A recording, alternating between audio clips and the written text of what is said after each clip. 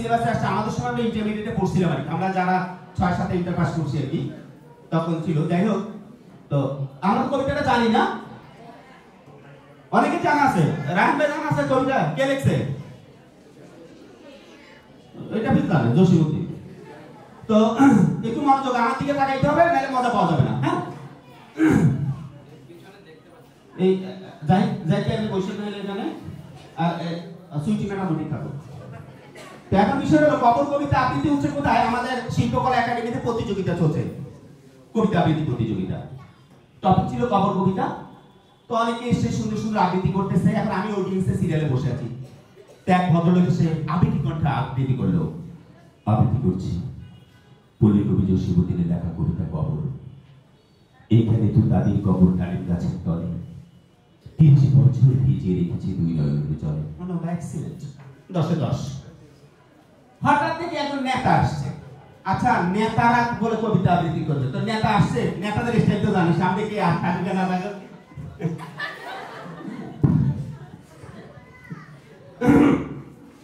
আবৃত্তি হচ্ছে। লিখেছেন কি জসিমউদ্দিন নাকি সেটা আমাদের দেখার বিষয় নয়।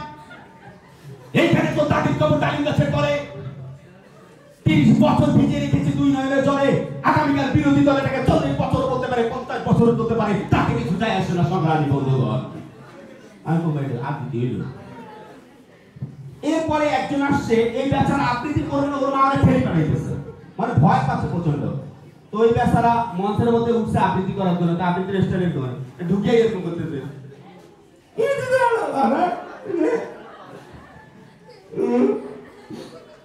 কবর জসিমউদ্দিন ওর মা, এইখানে তো দাদির কবর ডালিম ওর মা ডালিম গাছে 30 বছর বিচারক বাবা অত মাকে দিয়ে হবে না, তুমি যাও। এরপর একটু উল্টা, এ কাঁদছে এ হাসে, আসে। আমি একটি কবিতা আবৃত্তি করবো, কবিতা কবর এইখানে তো দাদির কবর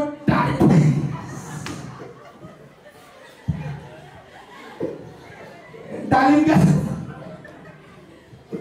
30। বিচারক বলে বাবা যাও। পরে এক বেচারা আসছে, এই বেচারার একটু তোতানি সমস্যা, কি তোতা তোলা কথা বলে আমাদের সমাজে আসে অনেকে। যে বেচারা খুব কনফিডেন্স নিয়ে আসছে, কবিতা আবৃত্তি করবে। প্রথমে আসসালামু আলাইকুম, আমি একটি কবিতা আবৃত্তি করবো। আমার কবিতার নাম কবর।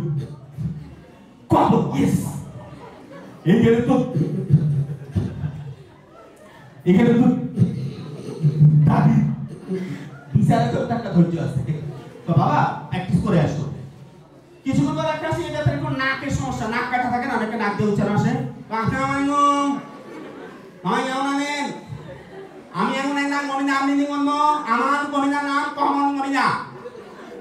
এই গানের মন দানিম গমন, দানিম গানের বলেন তিনি মনন বিনিয়ে নেগে দিয়ে 2 নয়নে যারা। বিচারক বাবা কিচ্ছু বুঝি নাই, কারণ আমি বিনার জন্য আটতেন কেন। ঠিক আছে, এরপর একটা আসছে সেই ভাব নিয়ে, কঠিন ভাব। এর আবার একটু খাওয়া দাওয়া হয়তো পেটের মধ্যে বেশি হয়েছিল, পেটের একটা সমস্যা ট্রাবল। আচ্ছা ভাব দিচ্ছে আমি এখন একটি কবিতা আবৃত্তি করবো, আমার কবিতার নাম কবর কবিতা। এখন এইখানে তো দাদি ডালিম গাছের তলে, এক্সকিউজ মি, 30 বছর আমি তো আসছি, মানে থার্ড সিগন্যাল। আমি তো আর সহ্য করা যায় না, উঠবো। হঠাৎ একটা আসছে, এরও ভাব আলাদা। আমার নাম ককবেল হায়দার, আমি রংপুরের সবচেয়ে ভালো আবৃত্তি করি। আমি এখন কবিতা আবৃত্তি করবো, কবিতার নাম কবর কবিতা। ওর চুলটারি লোক আছে, তো আবৃত্তি করছে। এইখানে তো তাদের কবর সরি ডালিম গাছের তলে 30 বছর শান্তি রে ভিজিয়ে রেখেছি 2 নয়ন। এখন বিচারক বাবা চুলকে এত সম্ভব না। মনে করলাম শেষ, উঠবো। হঠাৎ এমন একজন আবৃত্তি করতে আসছে যেটাকে আমরা আমাদের সমাজে থার্ড জেন্ডার হিসেবে চিনি। টার্মিনালে দেখা যায় মেডিকেল মোড়ে তো বাস থেকে নামলে যারা নীলফামারী দিনাজপুর আসো জানো, নামলে এসে শুরু করে দেয়, ওনাকে আবৃত্তি করবে। তোর এন্ট্রিটা ছিল এরকম করে, আমি কিন্তু এখন আবৃত্তি করবো। হ্যাঁ আমি বাবা এও আবৃত্তি করবে সালার কবিতা। এই মনোযোগ দিবি কিন্তু। হ্যাঁ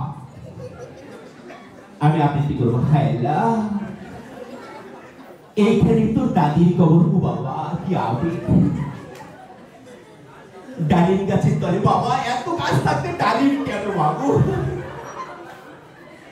30 বছর ভিজিয়ে রেখেছি। বাবা কি ধৈর্য, 30 বছর মাগো মা। তুই নয়নে চল যা। এই আমি আবৃত্তি করবো, তোরা আমার সাথে আবৃত্তি করবি। এইখানে তোর দাদির কবর ডালিম গাছের তলে, 30 বছর ভিজে রেখেছি তুই নয়নের চলে। হ্যাঁ এইখানে তোর দাদির কবর ডালিম গাছের তলে। তালি দিস না কেন দুষ্টুরা? 30 বছর ভিজে রেখেছি তুই নয়নের চলে। হ্যাঁ এইখানে তোর দাদির কবর। Hello, thank you very much.